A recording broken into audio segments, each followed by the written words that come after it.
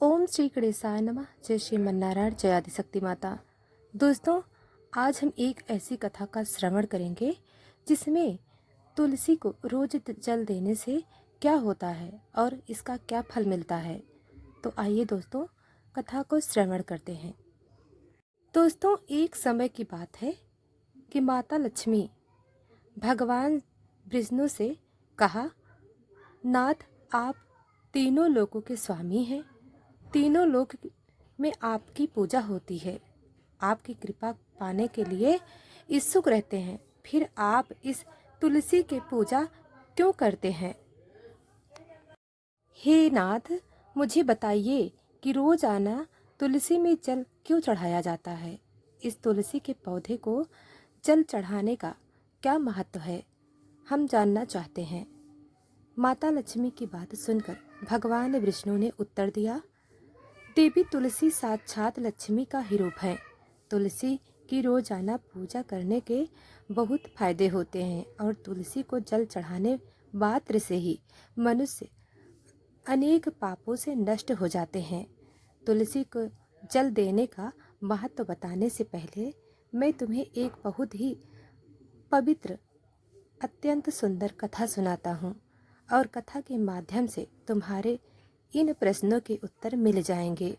तब देवी, आप इस कथा को बड़े ही ध्यान से सुनना।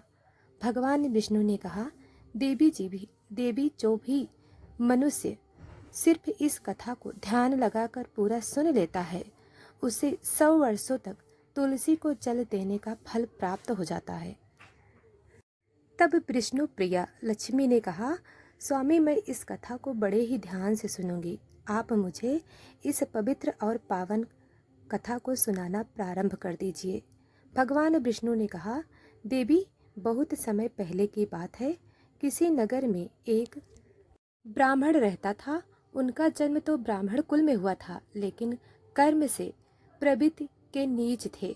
वह ब्राह्मण हमेशा झूठ झूठ बोलता और गलत तरीके से पैसा कमाता था। उसका मन हमेशा ही बुरे कर्मों में लगा रहता था।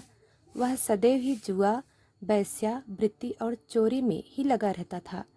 उसने अपने जीवन में कभी भी पुण्य के काम नहीं किए और शास्त्रों का अध्ययन भी नहीं किया। ब्राह्मण होते हुए भी कभी भी पूजा पाठ भी नहीं किया।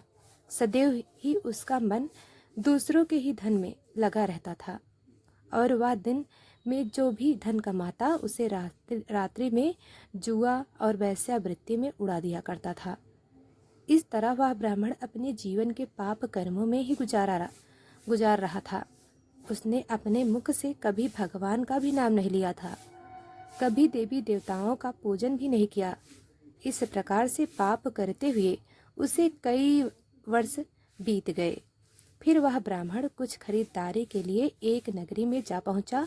उस नगरी के पास में गंगा नदी बहती थी और उस नदी में स्नान करने के लिए दूसरे दिन से लोग आया करते थे। फिर वह ब्राह्मण गंगा जी के किनारे एक आश्रम में ठहर गया।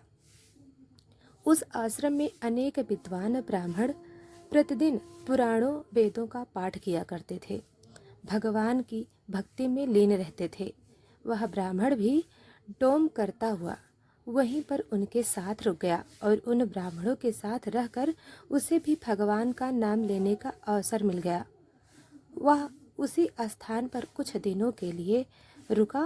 फिर वहां पर आए हुए लोगों ने गायों के पूजन करके ब्राह्मणों को भोजन कराया, तो उस ब्राह्मण ने भी उनके साथ बैठकर भोजन किया और भगवान का प्रसाद ग्रहण किया। उस आश्रम में एक तुलसी का पौधा था। वह ब्राह्मण जाने अनजाने में उस तुलसी के पौधे में पानी डालता था।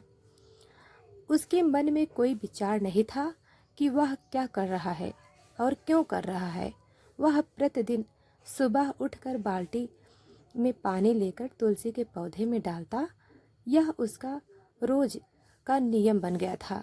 फिर एक दिन की बात है, वह आश्रम में सोया हुआ था। तभी अचानक उसके पास एक काले रंग का सर्प आया और उस काले रंग के सर्प ने उसे नींद में ही डस लिया और थोड़ी ही देर में उस ब्राह्मण को नींद में ही मृत्यु हो गई। जब वह सुबह दूसरे ब्राह्मणों से उसे इस अवस्था में देखा तो उसके मुख में तुलसी पत्र और तुलसी का दल डाल दिया। फिर उन ब्राह्मणों को पता चला कि उसकी मृत्यु हो गई है। तब वहाँ पर यमदूत आते हैं और उस ब्राह्मण को पकड़कर यमलोक ले जाते हैं। रास्ते में जाते हुए वह ब्राह्मण विलाप करने लगा और यमदूत से कहने लगा, हे यमदूत, मुझे कहाँ ले जा रहे हो? मेरी मृत्यु किस कारण से हुई है? तब यमदूत कहने लगे, ब्राह्मण, तुमने जन्म से लेकर मृत्यु तक बहुत पाप कर्म किए हैं और तुम्हारे पापों के कारण ही तुम्हें एक काले सर्प ने काट लिया है, जिसकी वजह से तुम्हारी मृत्यु हो गई है।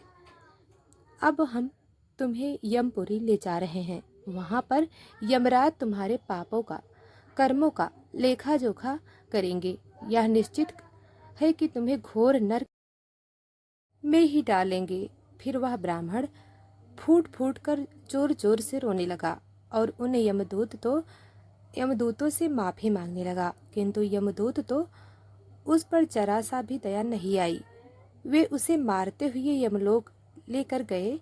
जब यमदूत उस ब्राह्मण को लेकर यमराज के सामने उपस्थित हुए तो यमराज के पास बैठे हुए चित्रगुप्त ने उस ब्राह्मण के कर्मों का लेखा जोखा निकाला और यमराज से कहने लगे, हे धर्मराज, इस ब्राह्मण ने तो अपने पूरे जीवन भर पाप ही पाप किए हैं।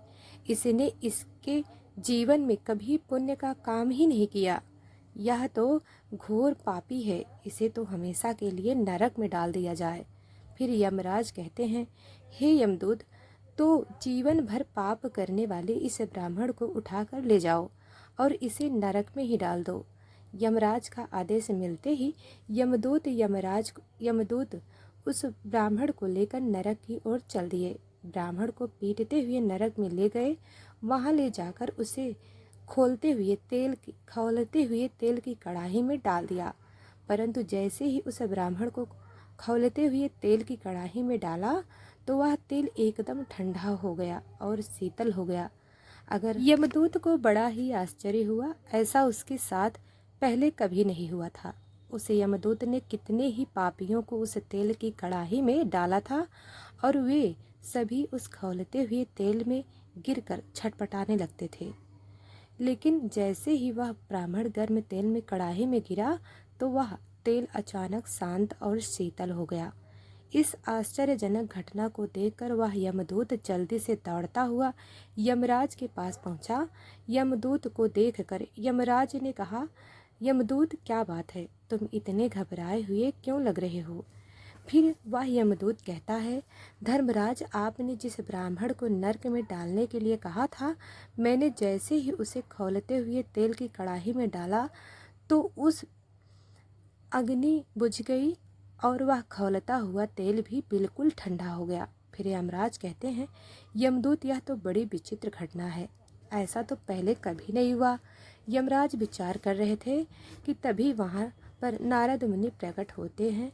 नारद मुनि को देखकर यमराज अत्यंत प्रसन्न होते हैं, उन्हें प्रणाम करते हैं और उनका स्वागत करते हैं।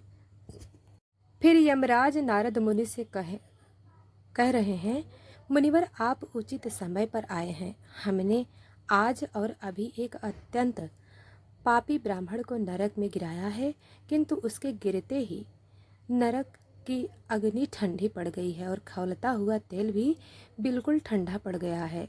और नारद मुनि ने यमराज से कहा, हे धर्मराज, आपने जिस ब्राह्मण को नरक में डाला है वह नरक में डालने योग्य नहीं है, क्योंकि उस ब्राह्मण के द्वारा अनजाने में ऐसा कर्म हुआ है जो नरक के नाश करने वाला है। जो मनुष्य पुण्य कर्म करने वाले लोगों की सद्गति करता है उसे उनके पुण्य का भाग जरूर मिलता है। यह ब्राह्मण तो कई दिनों तक भगवान के भक्तों के साथ रहा है। इस ब्राह्मण ने आश्रम में रहते हुए रोजाना तुलसी में जल दिया है, इसलिए यह ब्राह्मण बड़ा पुण्यात्मा बन गया है। इसके सारे पाप नष्ट हो गए हैं। यह ब्राह्मण अब स्वर्ग लोक में जाने का अधिकारी बन गया है। इस ब्राह्मण ने अनजाने में ही इतना पुण्य कमाया है जो कई जन्मों तक मनुष्य को प्राप्त नहीं होता। इसलिए हे धर्मराज, आप इस ब्राह्मण को नरक में ना डालो और इसके पापों के लिए इसे केवल इतना ही दंड दो, इसे सभी रंगों का दर्शन कराओ। नारद मुनि की बात सुनकर यमराज बहुत ही खुश होते हैं और उस ब्राह्मण को नरक से निकाल कर लाते हैं और अपने यमदूतों से कहते हैं, यमदूत इस ब्राह्मण को ले जाओ और संपूर्ण नरकों का दर्शन कराओ। फिर यमदूत उस ब्राह्मण को ले जाते हैं और संपूर्ण नरकों का दर्शन कराते हैं। भगवान विष्णु ने कहा, देवी लक्ष्मी वनस्पति नाम तुलसी, मास नाम कार्तिक तिथि नाम एकादशी। देवी वनस्पतियों में मुझे तुलसी प्रिय है, मास में कार्तिक मास, तिथि में एकादशी प्रिय है। इसलिए जो मनुष्य रोजाना तुलसी की पूजा पाठ करता है और तुलसी को जल देता है, वह मनुष्य मुझे सबसे अधिक प्रिय है।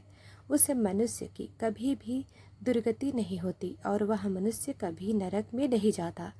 जिन घरों में तुलसी का पौधा सदैव ही हरा भरा रहता है, उस घर में सुख शांति और समृद्धि बनी रहती है। भगवान विष्णु कहते हैं, देवी मेरी पूजा में और मुझे चढ़ाए जाने वाले भोग में तुलसी का पत्र अवश्य होने चाहिए, क्योंकि तुलसी पत्र बिना मैं किसी भी प्रकार का भोजन स्वीकार नहीं करता हूँ। इसलिए प्रत्येक घर में तुलसी का पौधा अवश्य होना चाहिए।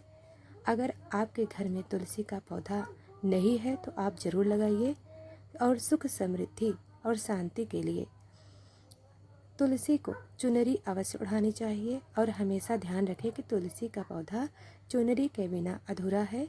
तुलसी केवल एक पौधा ही नहीं बल्कि वह एक देवी है और मेरी अर्थात भगवान विष्णु की पत्नी है।